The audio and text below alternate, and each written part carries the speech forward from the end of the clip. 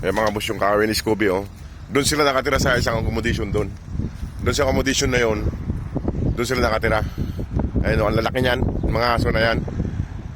Ayan, oh, apat. Doon may kinakainan sila dyan, oh, banda. Ayan, oh, apat sila. Ayan, bali 5 po sila na malalaking aso. Diyan napapaaway si Brownie. Ayan, oh, oh, mga lalaki. Ayan, doon pa nakahiga pa yung isa. Ayan, dalawang uso. Medyo maiilap sila. Ano? Ayan mga boss, medyo maiilap sila pag linapitan. Ayan. Yan mga boss, dalawa. May dalawa pa dun sa banda roon. Tsaka may isa rito.